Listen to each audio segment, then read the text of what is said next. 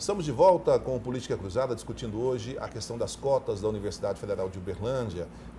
Na semana que passou, o Ministério Público, juntamente com os dois representantes que estão aqui, representantes da universidade, deram uma entrevista coletiva falando, o Ministério Público, de dois alunos que ele havia ingressado com ações para pedir o desligamento desses alunos da universidade, porque eles usaram de forma irregular, segundo o Ministério Público, do sistema de cotas para ingressar na universidade. Agora, professor, em relação a esses critérios, eles se tornaram mais fortes, mais concisos, mais, como é que eu posso dizer, mais criteriosos para que esses alunos ingressem. Hoje tem uma comissão também que avalia essa entrada. Qual é o procedimento dessa comissão? O que o aluno que quer se interessar pelas cotas, quer buscar as cotas para ter uma forma de ingresso na Universidade Federal, o que ele precisa fazer?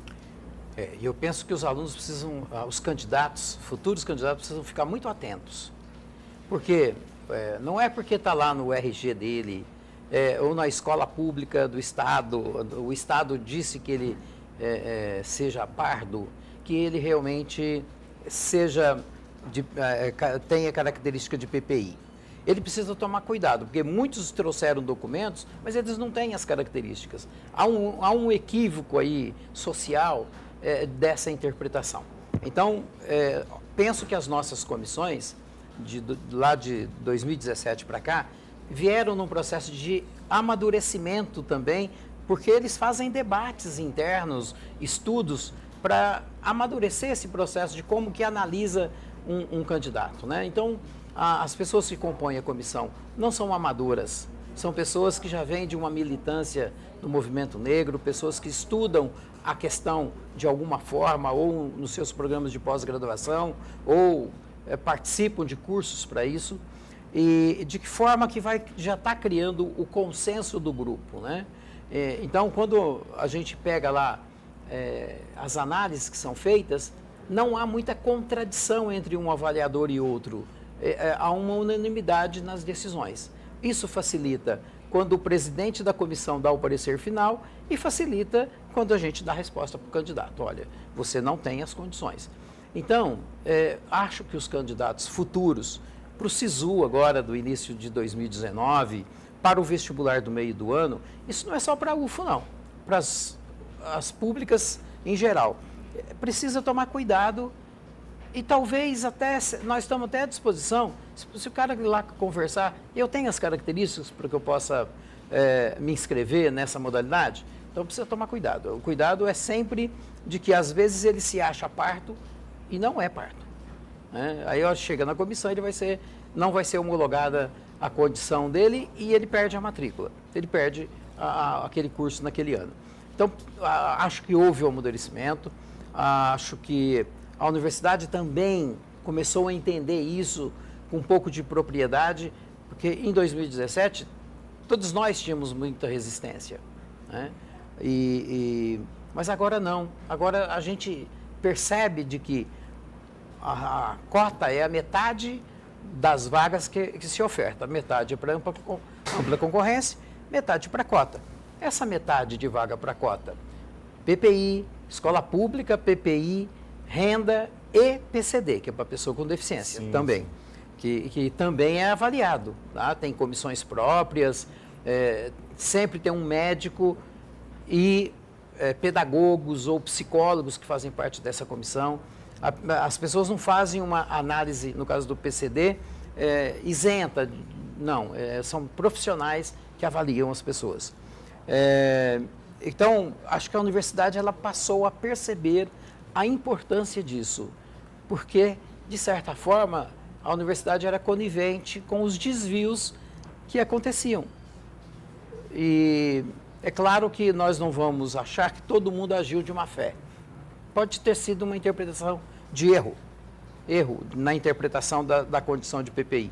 Mas hoje a universidade está mais amadurecida em relação a isso e a gente garante a entrada para as cotas das pessoas que realmente têm as condições para isso. Ainda na coletiva dessa semana, o procurador disse que requisitou a universidade e a própria universidade já disponibilizou toda a documentação dos 4.500, cerca de 4.500 alunos que já ingressaram na universidade de 2012 para cá, quando foram criadas as cotas.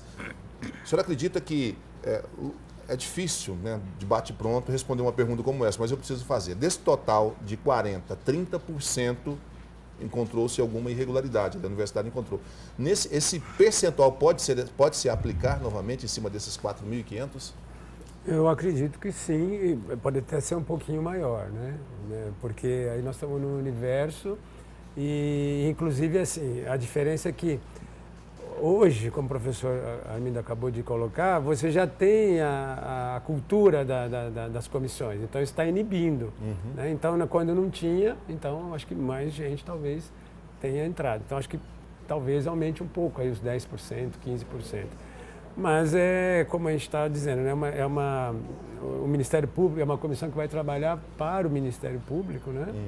E isso é importante ressaltar. Então nós estamos fazendo, né? Somos parceiros, a universidade é parceira do Ministério Público também, para poder fortalecer essa política afirmativa no Brasil, que é extremamente necessária. Nesse caso específico, eu acompanhei lá na coletiva, o Ministério Público, nas duas ações, ele fez pedidos que os alunos devolvessem o valor da mensalidade, e os valores são consideráveis. A aluna de psicologia, R$2.000 de mensalidade, e o aluno da medicina, R$7.400 de mensalidade. Totalizando isso, mais o dano moral, a indenização por dano moral, que é o da medicina, vai pagar algo em torno de R$460 mil.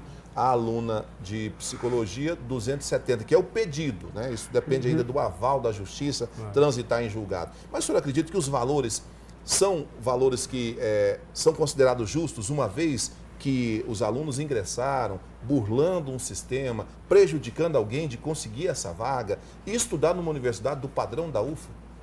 A questão é a justiça, né? A justiça faz os cálculos, às vezes, que eu acho que ela entende que é necessário e justo para haver um ressarcimento. Eu acho que a ação ela é importante, né? Para que realmente as pessoas entendam que, para além da questão de desligar ou não, de já perder, né, vaga no curso, tem também outros desdobramentos, né? Porque, na verdade, a fraude é um crime, né? Então, o ressarcimento à própria universidade, pelo tempo, ao outro que não entrou, né, que deixou de entrar naquela vaga. É um curso, por exemplo, de medicina é um curso extremamente caro, né? E está numa universidade pública. Então, acredito que o Ministério Público deva ter feito os cálculos que entendeu que sejam mais justos, né, para fazer. Agora, como vai se dar isso? A gente sabe que leva um tempo, né? Tem que ter decisão de primeira instância, de segunda, terceira, tem que transitar em julgado.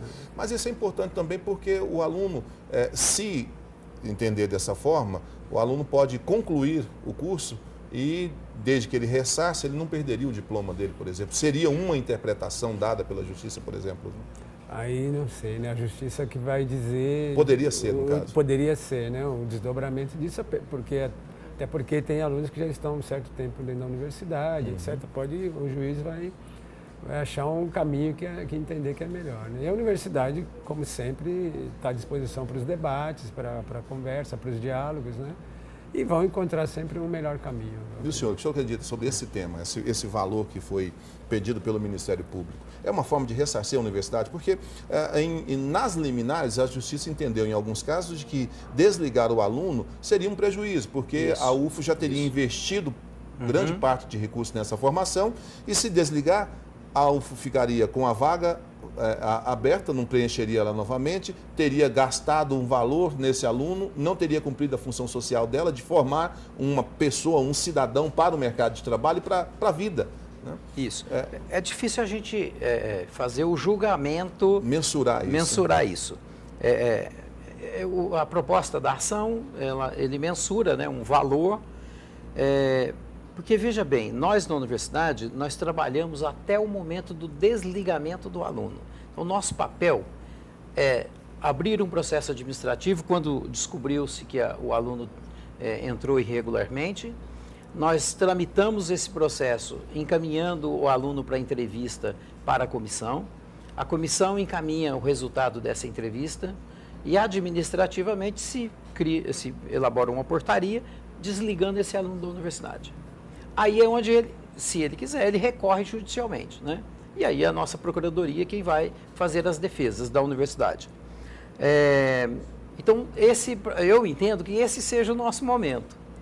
O momento que, então, o Ministério Público ou a Justiça entram para executar uma ação, né, uma multa, eu acho aí eu não gostaria de avaliar isto, porque não é o nosso papel. Mas o Ministério Público, então, acho que ele inaugurou, até em termos de país, ele inaugurou agora uma discussão para que a Justiça tente resolver. E por falar em inaugurar a discussão, a UF também foi uma das primeiras, ou a primeira a criar essa comissão, a se discutir esse tipo de ingresso. Quando ninguém queria falar nessa discussão, a UF foi a primeira a encabeçar. Nós fomos os primeiros a abrir a entrevista para candidatos com cotas de PPI, que foi em 2017. Hoje, praticamente todas as federais já estão fazendo. De um jeito, acho que nós estamos mais amadurecidos, tá? Eu fui, segundo o Onésio, e na hora que eu declarei lá a forma como estamos fazendo as análises, eu fui bastante simples na minha colocação, modesto. Nós temos um sistema, então não serei modesto, nós temos um sistema extremamente eficiente e eficaz na análise. Ele não deixa dúvida para o analista da comissão, porque ele tem clareza, ele tem transparência na documentação e o sistema nosso já armazena toda a documentação. Ora, se o aluno entra com uma ação judicial, o juiz, ele abre o sistema e ele tem acesso a toda a documentação, desde foto, RG, matrícula do aluno, a forma como ele ingressou na universidade, o parecer da comissão, está tudo registrado lá. Então, acho que nós avançamos, o nosso TI avançou muito nesse aspecto, né? E também nós avançamos administrativamente. Hoje na universidade, apesar do trabalho, além do trabalho da comissão, a gente instituiu administrativamente uma assessoria só para cuidar das cotas. Então, a gente tem uma assessora, uma professora da psicologia, da Faculdade de Psicologia, que está nos assessorando a Prograde para as questões de todas as cotas na universidade. Tá certo. Nosso tempo acabou, mas eu espero que o programa de hoje tenha sido fundamental para esclarecer essa discussão, porque é polêmica, sem dúvida alguma. Quando se fala em desligar alguém da universidade, causa uma certa insegurança, um certo receio, mas quando tudo é esclarecido, demonstrado que, pelo ponto de vista tanto da comissão que analisou, quanto administrativamente da UF, havia uma irregularidade para que comprovasse ou que embasasse esse desligamento, então fez-se necessário a gente trazê-los aqui, juntamente com o doutor Onésio, para poder explicar o que ocorreu, né, nessa semana. E para dizer que a universidade está cada vez mais avançando para garantir que ingresse na universidade quem realmente precisa das cotas, ou por meio das cotas, quem precisa delas para isso. No programa de hoje eu agradeço a presença do Dr. Guimes. Obrigado, senhor, mais uma vez. Eu que agradeço. Dr. Mindo. A gente se fala semana que vem com mais um tema que envolve, que é de fundamental importância para a sua vida. Até lá.